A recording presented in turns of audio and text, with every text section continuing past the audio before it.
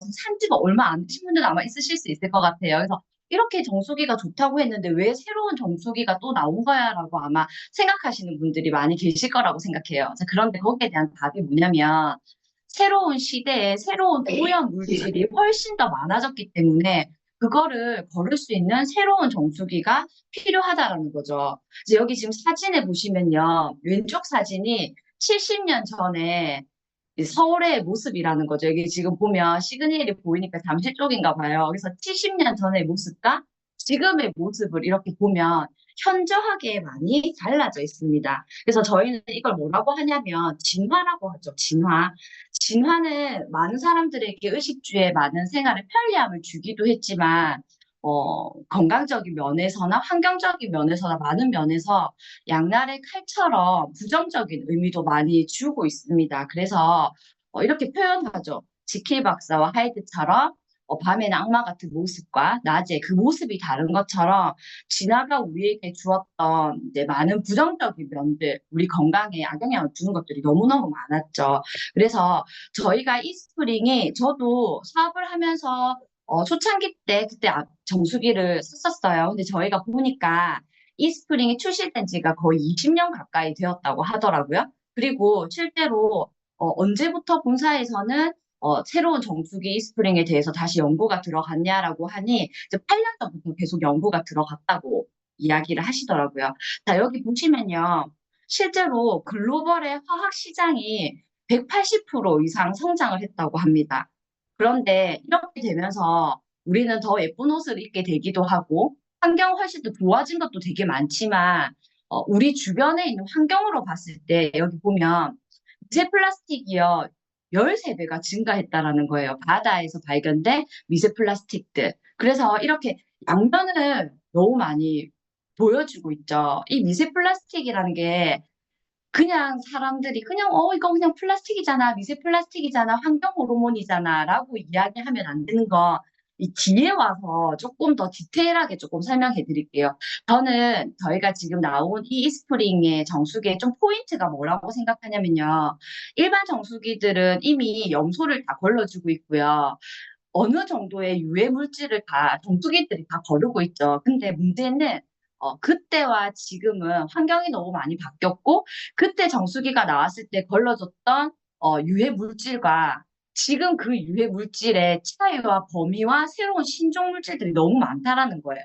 그래서 이렇게 세상이 바뀌고 환경이 바뀔수록 그에 따른 우리가 쓰고 있는 제품들도 계속 리뉴얼 되어야 한다는 거. 그래서 오늘의 조금 포인트는요.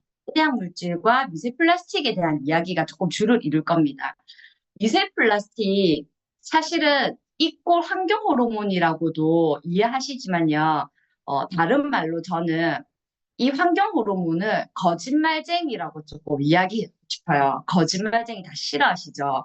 환경 호르몬이 결과적으로는 우리 몸속에 들어와서 호르몬이 아님에도 불구하고 호르몬의 흉내를 내는 거죠. 그렇게 하면서 우리 몸에서 많은 문제점을 야기시키죠. 그래서 우리는 이제 머릿속에 환경 호르몬은 거짓말쟁이라고 이렇게 생각하시면 될 것 같습니다.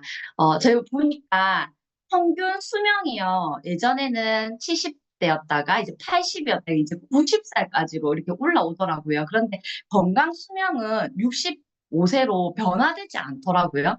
이렇게 우리가 오래 살면서 성인 인구들은 엄청나게 많은 만성 질환을 가지게 되었습니다. 이렇게 비만이든 콜레스테롤, 그리고 당뇨, 이런 병들이 많아짐에 따라서 의약품의 생산은 훨씬 더 많아졌어요. 예전에 우리가 먹었던 약보다 병이 많아졌기 때문에 의약품도 같이 이렇게 증가가 되는 거죠. 우리 사실은 이렇게 보면 소화제 되게, 저희는 소화가 안 되면 효소를 먹고 예를 들면 이스트비를 먹고 비타민 B군을 먹고 하잖아요. 학습이 되신 분들은.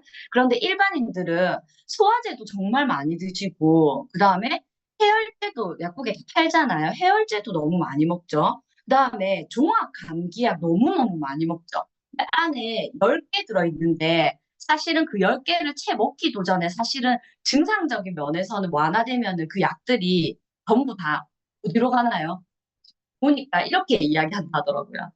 그래도 의식 수준율이가 많이 높아진 게 55% 정도 절반 이상들은 그러니까 약국에 버리는 사람들도 많아졌죠. 보관해놨다가 보건소에 갖다 주시는 분들도 많지만 절반 이상은 쓰레기통이나 하수구, 변기에 버린다는 거예요. 여기 제가 너무 웃긴 게 보관한다 이렇게 그 보관하시는 분은 뭐 하시는 분인지 잘 모르겠는데 보관도 하고 약국에도 반환하고 보건소에도 갖다 주지만 이렇게 쓰레기통과 하수통에 또는 변기에 이렇게 약들을 버리시는 분들이 너무 많은 거예요.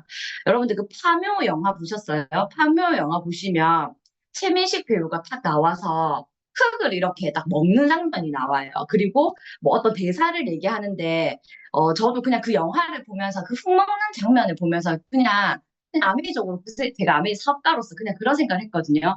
그래 맞아 모든 것들은 다 자연으로 돌아가고 사람이 죽으면 또 거기에 미생물들이 또 번식해가지고 자연으로 다시 돌아가고 그 몸에 있던 미네랄이 결국 땅으로 가게 되고 또 거기에서 식물이 자라면서 우리는 그 그러니까 이 땅에 있는 미네랄을 흙으로 먹을 수 없기 때문에 작물을 심어서 그 작물들이 땅에 있는 미네랄을 가지고 와서 다시 사람의 입속으로 들어가서 우리 몸에 영양소로 작용을 하는 그 순리가 그 내용의 첫 내용이 나오잖아요. 그래서 나쁜 짓을 한 사람들은 벌을 받게 되고 이런 내용들이 나오는데 결과적으로 우리가 버렸던 이 모든 땅에 버리든 물에 버렸던 모든 것들은 다시 우리에게 돌아오면서 그냥 돌아오는 게 아니라 신종 감염균으로 진화가 되어서 인체에 엄청난 영향을 주더라는 거예요. 가장 무서운 게 생태계의 교란, 그리고 잠재적인 독성과 부작용들.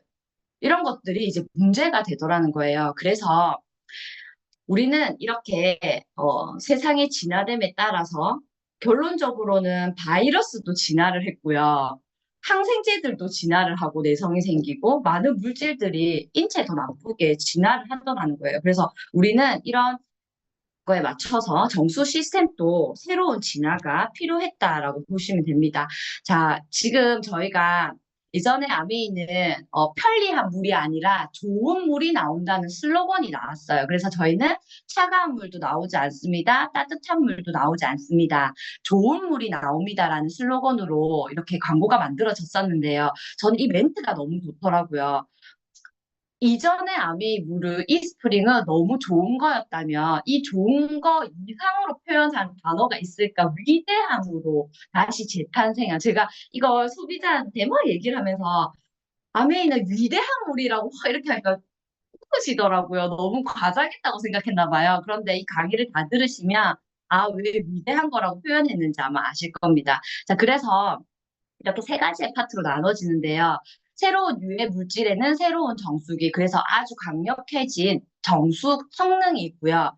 두 번째는 좋은 물을 향한 집요함은 그대로 높아진 신뢰도, 그리고 보통 저희가 사업자분들이 여성분들이 많으시잖아요. 이때까지 필터를 교체할 때 사실 저도 그 위에 있는 블라켓이 좀 잘 안 열려가지고 좀 고생한 경우들도 있었거든요. 근데 저희 정수기의 또 장점 중에 하나가 코디들이 오지 않고 우리가 물을 쓴 만큼 교체할 수 있는 거 너무 편리하잖아요. 그래서 훨씬 더 교체가 쉬워진 편의성까지 한번 보도록 하겠습니다.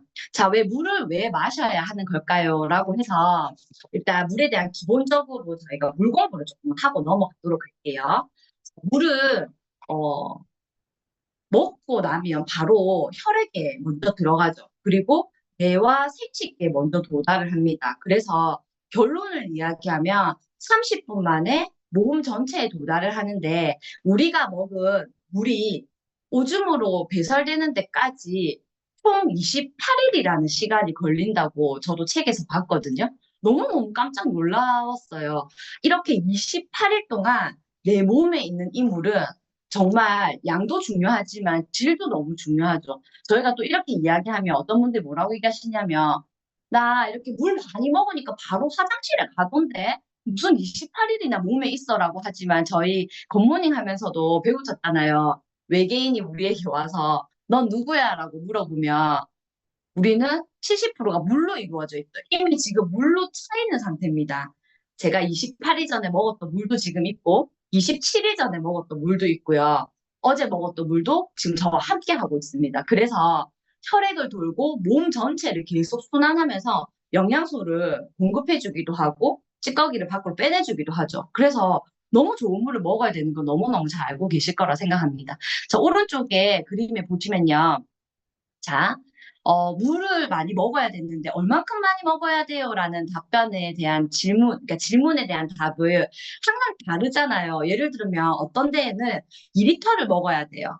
다이어트를 하려면 3리터를 먹어야 돼요. 라고 하지만 사람마다 몸무게가 다 다르잖아요. 그리고 신체의 나이가 다르기 때문에 여기 지금 아래쪽에 보시면 하루에 섭취하는 적정량의 물은요. 저는 예전에는 자기 몸무게의 약 30% 정도를 드시면 된다고 이야기했어요. 그러면 제가 예를 들어서 제가 50kg예요. 너무 좋겠다, 50kg면. 50kg면 3, 5, 15 해서 1.5리터를 먹으면 가장 적정한 수분의 양인 거죠. 60kg다, 3, 6, 18. 우리 아기가 예를 들어서 20kg예요. 그러면 아기들이 1.5리터의 물을 먹을 수는 없거든요. 그러면 20kg다, 2, 3은 6에서 600cc 정도를 먹어주시면 좋겠다. 또 다른 계산 방법으로는 나의 키 플러스 몸무게 나누기 100을 하는 물이 적정량입니다. 물을 너무 많이 마셔도 문제가 되는 거 아시죠? 특히 식사 전후에 많은 물을 먹게 되면 소화액이 다 쓰러져 나가기 때문에 오히려 더 소화에 불량이 올 수가 있기 때문에 식사 전후에 30분에서 1시간 뒤에 수분을 섭취하는 게 너무 좋다고 얘기하죠. 그리고 너무 뜨거운 물이나 찬물보다 상온 상태의 물, 육각수가 좋다는 거 아시잖아요. 육각수는 뜨겁거나 차가울 때 만들어지지 않습니다. 상온 상태에 있을 때 만들어지는 물이거든요. 그래서 그렇게 드시는 게 너무너무 중요하겠죠. 그래서 여기 보면 수분이 조금이라도 부족하면 결론적으로 우리 상식적으로 생각하면 수분이 부족하게 되면 혈액 양이 줄게 되어 있어요. 그렇게 되면 농도가 너무 진해지겠죠. 그러면 끈적해져요. 그러면 순환이 되지 않아요. 그래서 내가 아무리 좋은 걸 먹어도 영양소를 세포 속으로 넣어줄 수도 없고 노폐물도 바깥으로 빼주는 게 너무너무 어려워져요. 그래서 항상 영양제 섭취 이렇게 볼 때 보면 뒤에 이렇게 뭐라고 적혀져 있냐면 영양제를 섭취하실 때는 충분한 수분과 함께 드세요라는 안내 메시지가 있거든요. 그래서 여러분들도 영양제를 섭취하실 때는 꼴깍 삼키는 그 물 외에도 많은 물을 드셔주는 게 엄청 도움이 되겠죠.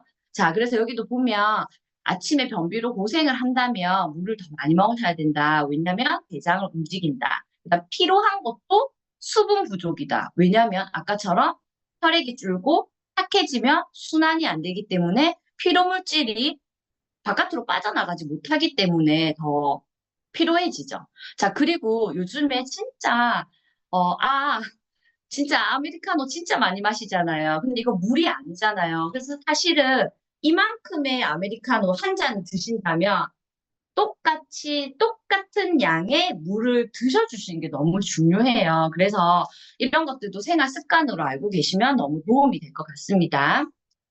자, 그래서 어떤 물을 마셔야 하냐면, 깨끗하고 안전한 물을 당연히 드셔야 되겠죠. 그런데 깨끗하고 안전한 물을 우리가 사실은 물 자체는 육안으로 바이러스나 세균 같은 걸 우리가 볼 수 없잖아요.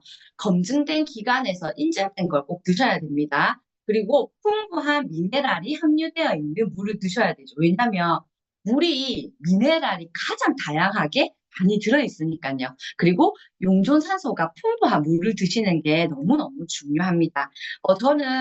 저희가 예전에 타핑하던 자료 중에서도 이렇게 보면 어, 우리 몸의 70% 이상이 물이라고 되어 있잖아요.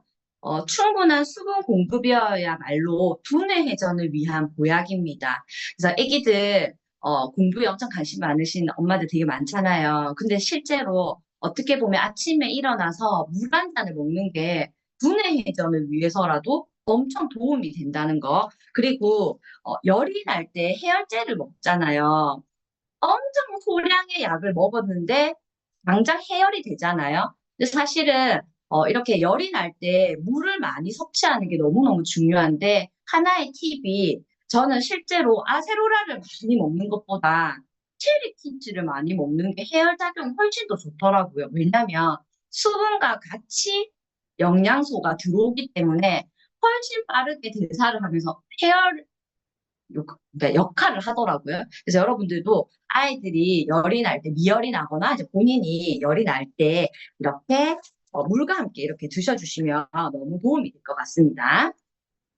자, 물.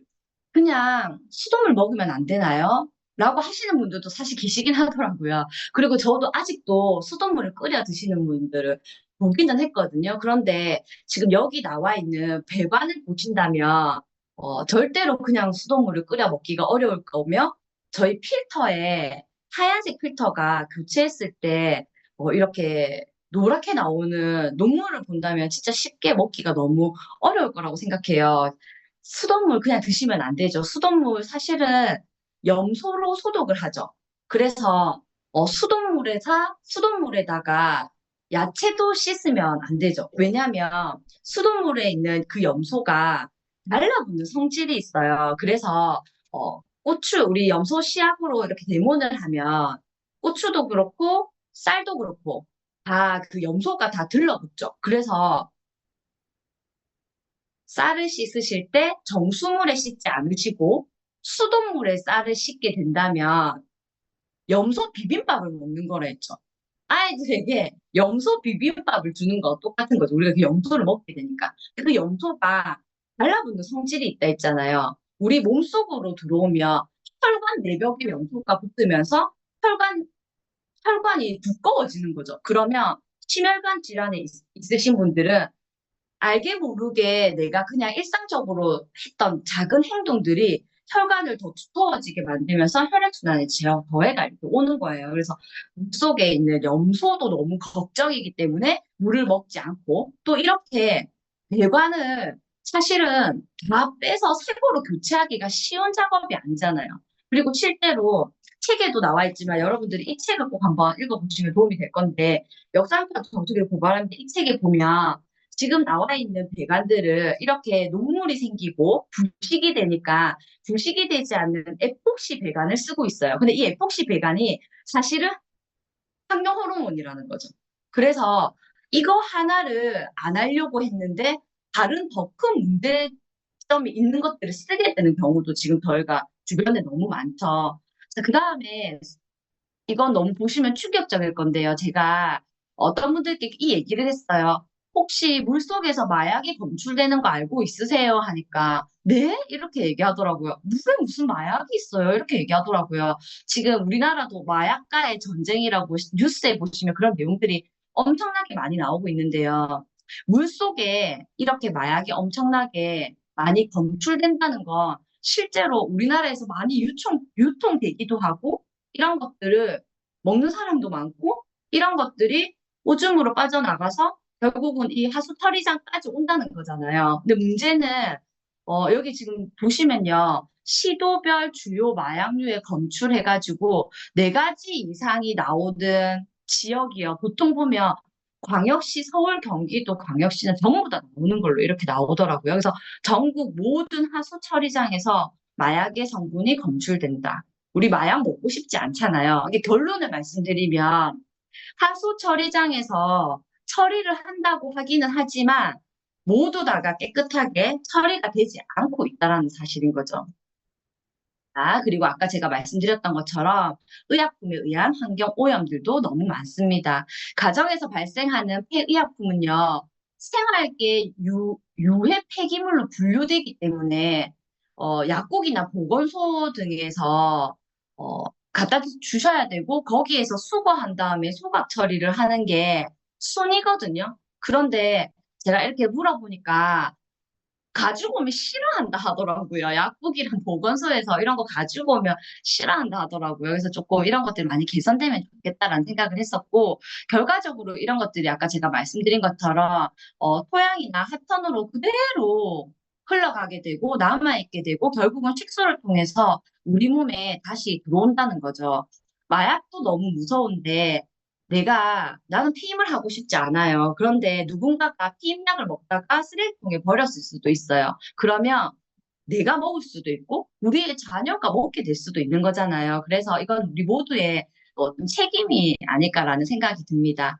자, 신용 크기 한 장 분량 먹는다, 미세 플라스틱 이런 이야기 너무 많이 들어보셨죠? 저는 뭐가 가장 충격적이었냐면 남자아이들에게 생수병에 든 물을 3개월만 먹어도 정자수가 준다는 이야기를 보고 너무너무 충격이었거든요. 요즘에 이렇게 보면 아파트에 현관에요.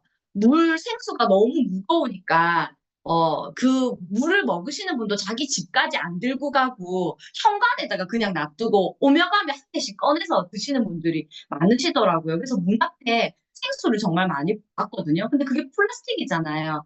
아까처럼 플라스틱은 결국에 고온에 있든 시간이 지나면 미세 플라스틱이 되고 그 미세 플라스틱이 시간이 지나면 나노 플라스틱이 된단 말이에요. 결과적으로는 환경 호르몬, 거짓말쟁이와 함께 한다는 거죠.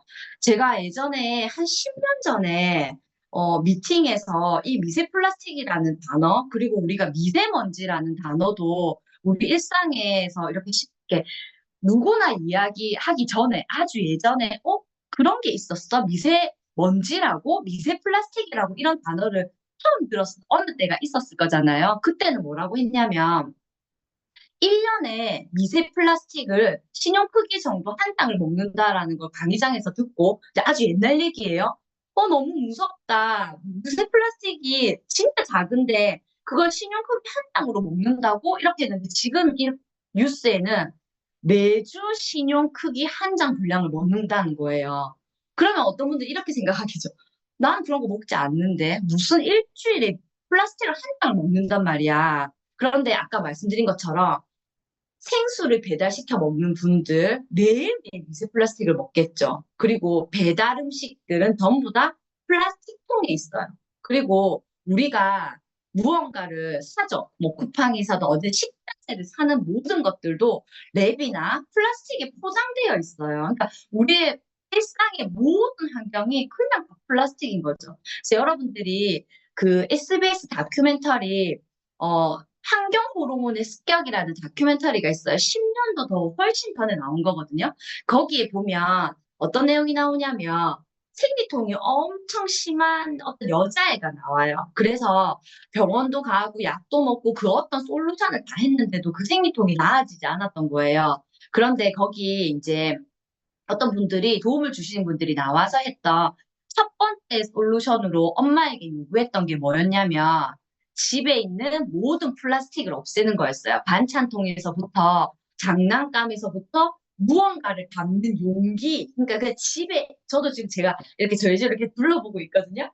그러니까 여기 내 눈에 보이는 모든 플라스틱을 없애는 게 생리통을 없애는 첫 번째라고 했어요. 왜냐하면 환경 호르몬이고 여성 호르몬의 흉내를 내고 이런 것들이 이제 결국은 생식기에서 어떤 나쁜 영향을 미치기 때문에 근데 너무 놀랍게 거짓말처럼 그 아이가 빠른 시간 안에 호전되는 걸 보았거든요. 그래서 여러분들도 그 동영상을 꼭 한번 보시면 도움이 될 것 같습니다. 이것도 조금 충격적인 건데요. 한번 보세요. 그 플라스틱이 미세 플라스틱이 나오고 환경 호르몬이 나온다고 해서 주변에 이 물을 되게 많이 드실 거예요. 저는 사실은 여러분들께 이거 타사와 비교해서 이게 나쁘니까 우리 거를 먹어야 돼라고 이야기하는 게 아니라 조금 정보를 알고 있고 기준을 알아야 우리가 선택할 수 있잖아요. 그래서 이건 절대로 이거 막 이 회사를 나쁘게 얘기하고 이런 게 절대 아닙니다. 이 물을 드시는 분들한테 왜 이 물을 먹어야 하면 플라스틱 통이 아니고 종이팩에 들어있기 때문에 재활용도 가능하고 안전하고 이 회사가 가지고 있는 네이밍이 있기 때문에 이 물을 먹는다고 되게 많이 이야기를 하세요. 그런데 문제는 뭐냐면 지금 사진에 보시면 우리가 테스트를 하잖아요. 시약을 이렇게 테스트를 하니까 이물이 산소수로 나오더라는 거예요. 그러니까 왜냐면 하면 이제 다시 이렇게 앞쪽으로 돌아와 볼게요. 이 물 안에는요, 네 가지의 미네랄만 들어있는 거예요.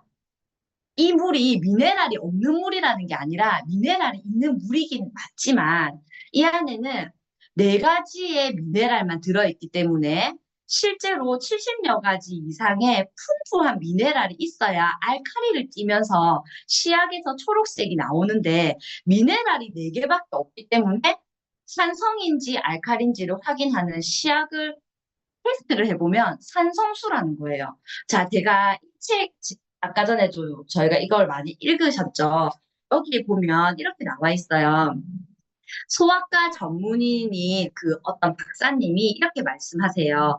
어른들은 다른 반찬이나 음식을 통해서 미네랄이 어느 정도 보충이 되지만 우유를 먹는 어린 아이들이 미네랄이 없는 물을 먹으면 칼슘이나 포타슘, 아연, 철분, 요오드와 같은 우리 몸에 꼭 필수적으로 필요한 것들이 결핍이 되어서 그러니까 신경 기능에 이상이 생길 수 있고 성장 지연과 성격 장애를 초래할 수 있습니다라는 글이 적혀져 있거든요. 그런데 여기 보면 제가 방금 말씀드렸던 아이들의 신경 기능에 필요하고 또 예를 들어서 어린 아이들의 몸에 꼭 필요한 여기 이렇게 포타슘, 아연, 철분, 요오드라고 명시가 되어 있는데 여기에는 그게 하나도 들어있지 않아요. 그러니까 어떤 누군가는 나는 좋은 물을 분유에 타서 아이들에게 먹이니까 난 너무 좋은 엄마야라고 생각하실 수 있잖아요. 근데 방금처럼 우유, 분유만 먹는 아기들은 음, 이런 미네랄 먹기가 어렵다는 거예요. 물론 분유에도 있겠지만 더 다양하게 먹는 게 중요하겠죠. 그리고 여기에는 의약 물질이나 그다음에 의약품이라든지 농약이나 제초제나 살충제, 가보라 합물, 환경 호르몬 이런 걸 걸러준다는 인증이 없습니다. 그래서 어, 나쁘다고 뭐 얘기하는 게 아니라 정보를 알고 좋은 물의 기준 이런 것들을 알고 있어야 내가 선택할 수 있다는 거, 그 메시지를 좀 전하고 싶었거든요. 여기에도 보면 건강한 혈액은 알칼리고 암 환자들의 종양, pH 농도는 4.0에서 6.0으로 알려져 있다라고 되어 있습니다. 그래서 우리는 더 미네랄이 풍부한 물을 드시면 너무 도움이 될 것 같습니다. 조금 쉬어간다고 생각하고 라듐 걸스라는 책이 있어요. 읽어보신 분도 있으시고, 처음 접하시는 분도 있으실 건데요. 이 책이 어떤 책이냐면, 1차 세계대전 당시에 미국의 공장에서 야광 시계를 만들던 10대 여자 아이들에 관한 이야기예요. 여러분들 라듐이 뭔지 알고 계시죠? 라듐 방사능 물질이거든요. 근데 여기도 보면 그 프랑스의 퀴리 부인이 라듐을 발견했죠. 그래서 노벨상도 받았잖아요.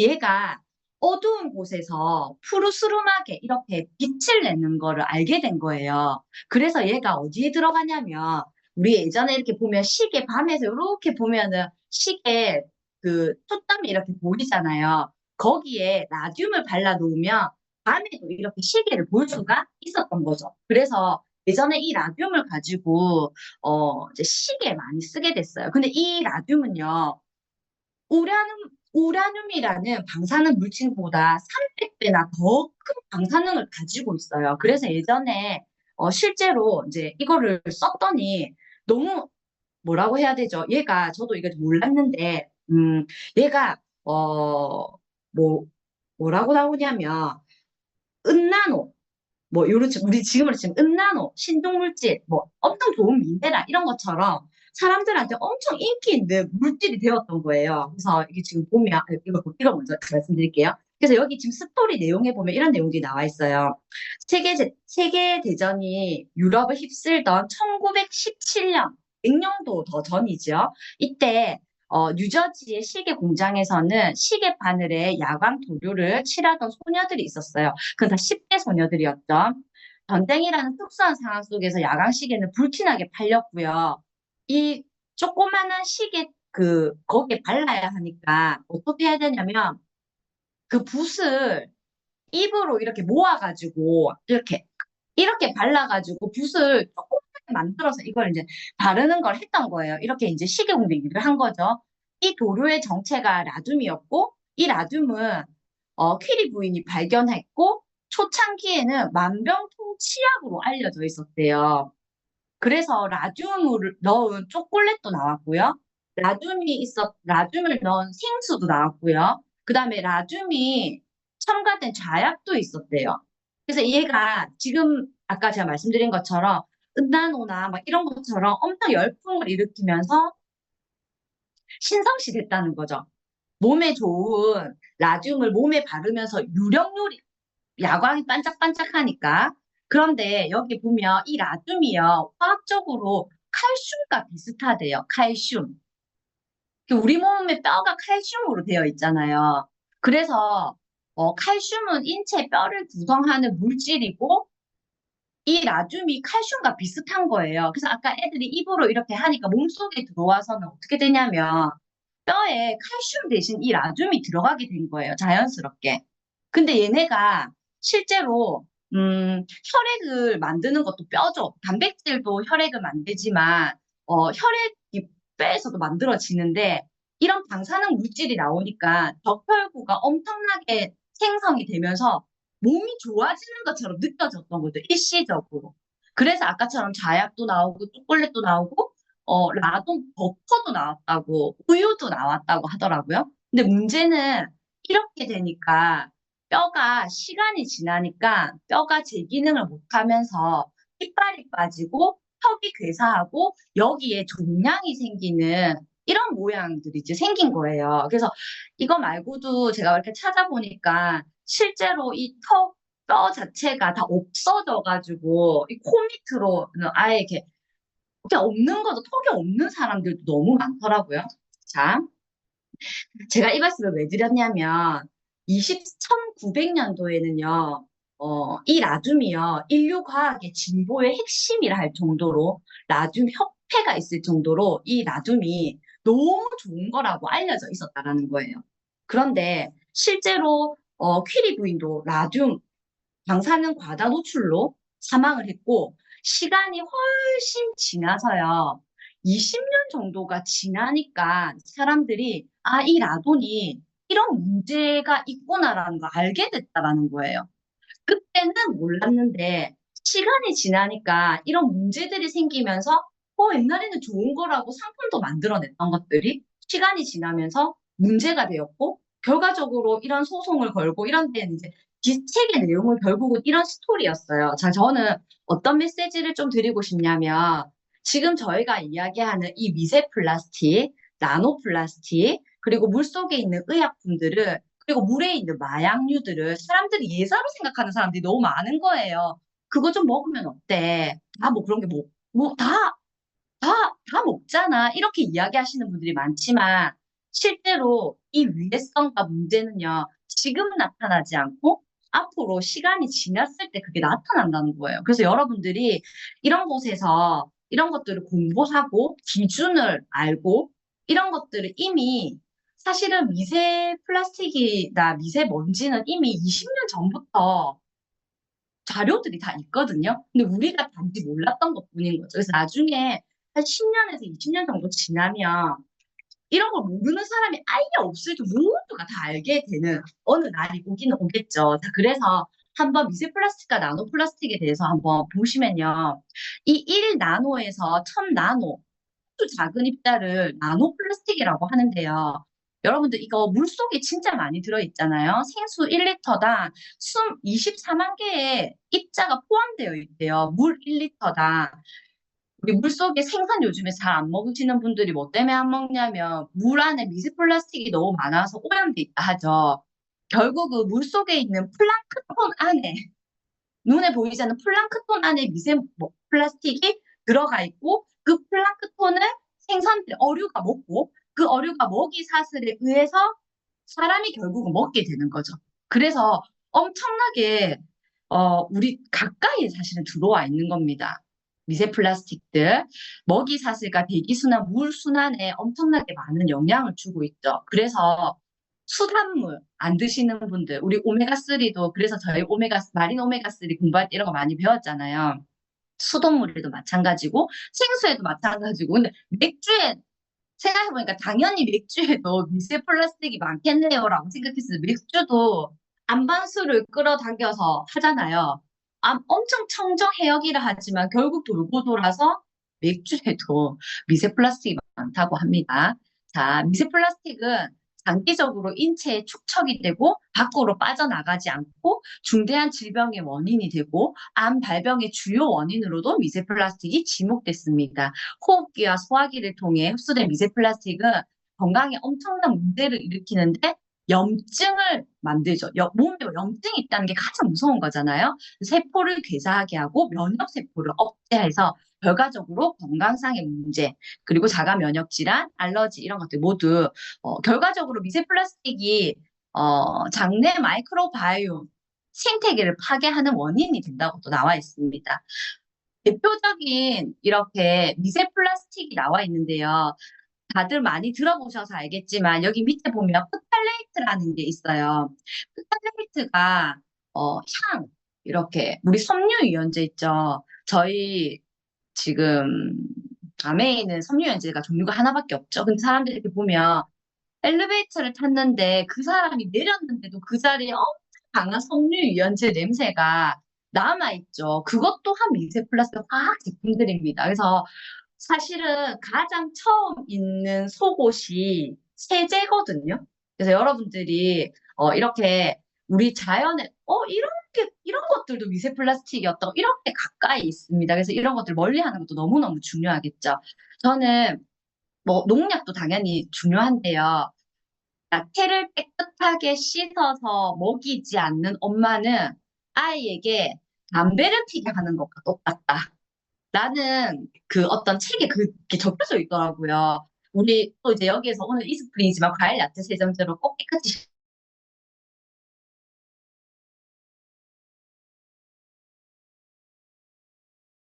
씻어야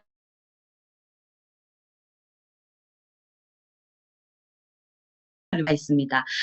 이런 의약 물질들 당연히 하수 처리장이나 정수 과정을 통해서 대부분은 없어지는 게 맞습니다. 이런 걸 우리가 전체 다 먹는다고 우리가 다 죽었거나 문제가 되겠죠. 그렇지만 문제는요, 모두 다 걸러지지 못하고 잔류 물질들이 남아있기 때문에 정수되어 있지 않는 물을 마시면 바로 우리 몸속으로 직접적으로 들어온다는 게 문제입니다. 그래서 여기에도 보면 낙동강 뭐 이렇게 정수장에 물을 이렇게 검사를 해보니까 원수에서 정수한 물 보니까 많은 물질들이 걸러지긴 했지만 여기 지금 그래프에 보시면 일부 물질은 아예 정수가 안 되는 것들이 이렇게 나와 있어요. 그래서 모두 다가 걸러지는 게 아닌데 누군가의 몸에 이런 게 들어가서 문제가 될 수도 있다라는 거죠. 내분비 교란 물질, 신경계, 그리고 독성, 항생제의 내성들 이런 문제들이 생깁니다. 자, 이렇게 해서 우리가 정보를 알고 이 아이들이 얼마나 우리 몸에 들어와서 나쁜 영향을 미치는지 확인하고 이제 위대한 이스프링에 대한 이야기를 해보겠습니다. 이스프링은 다른 거 다 필요 없고 1번 이렇게 우리 주변에 미세 플라스틱이 물속에 많은데 진짜 다 걸러주냐는 거예요. 근데 첫 번째로 저희는 이거를 걸러줍니다. 라는 게 첫 번째입니다. 그래서 모든 미세 플라스틱을 걸러주는데요. 이게 너무너무 중요해요. 여기 이렇게 보시면 기준보다 더 높은 기준이라고 해서 NSF에서는 85%까지만 걸러줘도 인증 마크를 준다고 하거든요. 그런데 이스프링은 95%까지 걸러내는 것들이 확인되었다고 합니다. 그래서 여기 보시면 이 인증 기간이 너무 중요하잖아요. 우린 다 걸러줘. 근데 누가 그 얘기를 했는지가 너무 중요하잖아요. 누가 걸러주냐는 거예요. 그래서 여기 보시면 NSF 그리고 WQA라는 인증 마크가 있는데요. 여기에서는 그냥 여기 이렇게 나와 있어요. WQA는요. 우리 이거 검사했는데 이거 걸러지더라라고 하면서 그냥 자기들이 검사했던 실험 자료를 갖다 주면 확인해서 이 인증 마크를 준다고 합니다. 그런데 NSF는요, 설계도, 그러니까 정수기의 설계도도 갖다 줘야 되고요. 실험 자료도 갖다 줘야 되고, 그 정수기까지 갖다 줘야 된다. 그래서 훨씬 더 공신력이 있고 신뢰도가 높은 기관에서 인증받았다고 보시면 됩니다. NSF가 직접 실험하고 인증한 정수기입니다. 우리 애기들 분유 어렸을 때 먹일 때 물 끓여서 줬잖아요. 왜냐면 균 죽이려고요. 근데 중요한 건 아까 제가 말씀드린 것처럼 우리 모든 것들이 진화되면서 세균과 바이러스도요. 자기가 살기 위해서 진화되고 있더라는 거예요. 그래서 이렇게 보호막이 있는 박테리아들, 그러니까 자기가 그냥 이렇게 오픈되어 있으면 죽을 수 있으니까 자기도 자기를 보호할 수 있는 막이 만들어지면서 훨씬 더 죽지 않고 오랫동안 사는 이런 것들이 생기더라는 거예요. 그래서 이 보호막이 있는 포낭이 있는 박테리아가 가장 무서운데 이런 것들을 99.95까지 제거하는 너무너무 감사하죠. 여기 나중에 이 보호막이 있는 이 아이들을 어떻게 제거하는지는 그 우리가 나와 있는 나중에 뒤에 그래프 UV 세균되는 그걸로 조금 더 자세하게 말씀을 드리도록 하겠습니다. 그 다음에 신종 의약물질 19종, 여가 성능까지 검증했다. 항생제, 우울제, 항정신성 의약품. 아까 제가 말씀드린 것처럼 난 피임약을 먹고 싶지 않은데 피임약을 먹을 수도 있고 지금 물속에 가장 많은 약이 고지혈증, 혈관약과 당뇨약이 엄청 물속에서 많이 검출된대요. 왜냐하면 그 약을 사람들이 가장 많이 먹으니까 그렇겠죠. 그래서 이런 것들까지 모두 걸러주는 쉽게 분해되지 않고 인체와 환경에 축적되는 PFOA 우리 그 퀸 냄비 소비자들에게 설명하면서 코팅 프라이팬에 PFOA 되게 많이 이야기하시잖아요. 코팅제 소재니까 분해되지 않죠. 이 아이 별명이 있어요. 불멸의 화학물질. 절대로 없어지지 않는 불멸의 화학물질.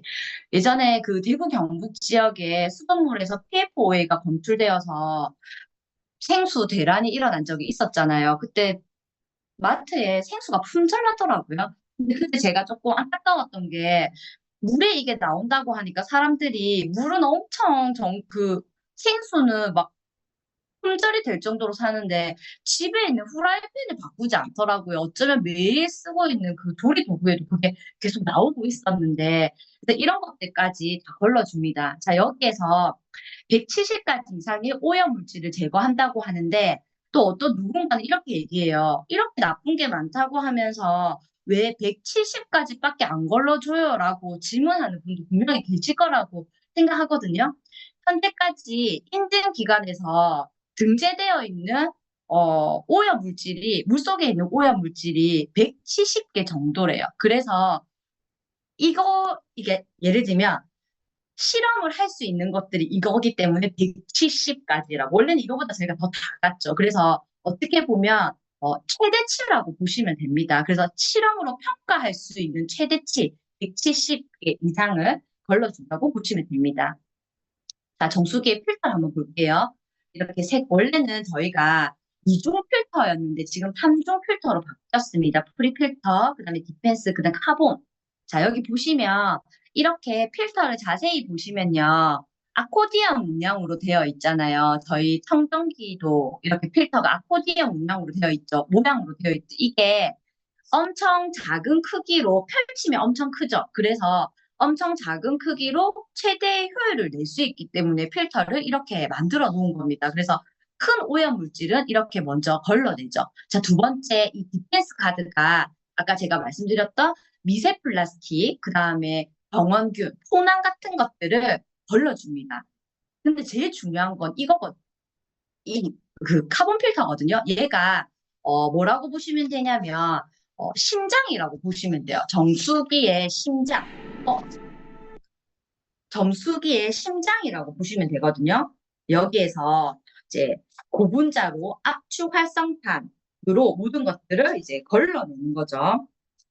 제가 여기 조금 메모해 놓은 게 있었는데, 저희가 여기 보면 이스프링 정수기 안에 들어있는 이 필터가요, 코코넛 껍질로 만들어진 필터예요. 그런데 이 코코넛 껍질을 가지고 이렇게 압축 활성탄을 만드는 이 공정 자체가요, 다른 데에서는 만들어낼 수 없는 아메이만의 또 독자적인 기술 개발이라고 이야기하거든요. 그걸 이제 트레이드 시크릿이라고 해서 다른 기업이나 소비자에 비해서 훨씬 더 우월한 입장에서 경쟁자들이 없을 정도로 그 기업만이 보유하고 있는 공식들을 그렇게 이야기하는데 코코넛 필터로 만든 이 카본 필터 자체가 이스프링의 가장 또 핵심이 될 수 있습니다. 자, 이건 영상이니까 바로 그냥 넘어갈게요. 자, 여기 보시면 하나 가장 중요한 게 뭐냐면 세계 최초로 인증받은 NSF에서 UVC LED 램프 이거를 조금 한번 말씀드려 볼게요. 저희가 예전에는 정수기 필터 안에 UV 램프가 들어있었잖아요. 그런데 지금은 UVC 램프인데요. 너무 제가 공부하면서도 너무 놀랐더라고요. 왜 그런 램프가 바뀌었어요, 안에 그게? 이런 질문을 되게 많이 하시잖아요.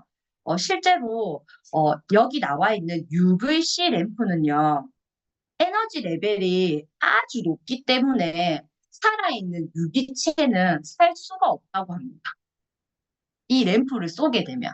그래서 여기 보면 미생물이 가장 취약한 UV 파장과 이 스프링의 그 UV 파장이 동일한 범주 안에 있죠. 그래서 아까 그 세균, 바이러스, 포낭이 있는 아이들도 이 물을 거치면 살 수가 없는데 어떻게 살 수가 없냐고 보니까 이 램프가 여기 나와 있는 UVC LED 램프가 DNA를 파괴시켜 버린대요. 그 너무 무섭죠. 그래서 DNA 구조를 파괴시키기 때문에 바이러스나 박테리아, 포낭을 모두 다 제거할 수 있다는 거죠. 그래서 세균과 미생물의 증식을 방지한다. 자, 그런데 이걸 썼던 다른 이유 중에 하나가요. 어, 나오, 뭐라고 나오냐면, 뒤에가 잘 나오네. 이 램프로 바꾼 게 ESG의 일환으로 이때까지 저희 램프들을 쓰고 나면 다 버렸어야 했잖아요. 근데 이거는 안에 장착이 되어 있기 때문에 이 램프를 쓰게 된 스토리에 ESG의 경영의 일환으로 이렇게 이야기를 하시더라고요. 그래서 너무 대단하다라는 생각을 사실 너무 많이 했던 것 같습니다. 자, 그래서 여기 보면 램프가 물이 나올 때요. 지금 사방에서 이렇게 화살표가 나오고 있죠. 그래서 물이 흐를 때 그냥 가만히 흐르는 게 아니라 움직이면서 흐르기 때문에 여기에 나오는 UV 램프들 안에 있는 그 선들도 그냥 나오는 게 아니라 직선으로 나오는 게 아니라 파장이 엄청나게 크면서 모든 물을 살균해 준다고 합니다. 그래서 99.9999 박테리아가 9999라면 거의 모두를 걸러주는 거라고 보시면 되겠습니다. 자, 여기 NSF 부사장님께서 아메이와 파트너십을 맺고 이거 이제 인증을 받고 나서 인터뷰한 내용인데요. 이것만 잠깐 보도록 할게요.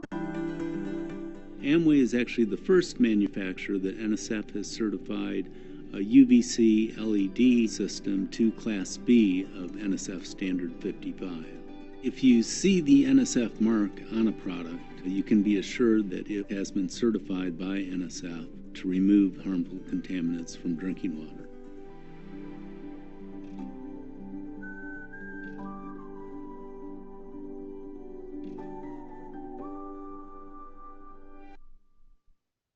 좋은 것에서 위대함으로 아까 제가 말씀드린 것처럼 램프 폐기가 없는 친환경 최대 10년까지 쓸 수 있고 에너지 절감까지 이렇게 저에게 도움을 준답니다.